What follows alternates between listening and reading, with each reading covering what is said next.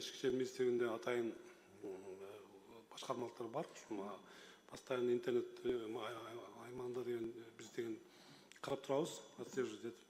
Секілді қаралу фактор боюнча жалган, фейковый деген аккаунттарды ачып алып деген биздин мамлекет жамандап, кандайдыр биздин деген жогорку кызматта иштеген адамдар жамандаган факттар боюнча иштер алып барабыз. Өзүңүздөр да кече күбө болсоңуз керек, кече күнү карамалган аялдагын эки аккаунт ачып алып, өтө биздин деген мамлекетти каралап жамандаган факттар боюнча азыркы күндө камалып, биздин кармалып кылмыш жолуна тартылууда. Кылмыш жолуна тартабыз.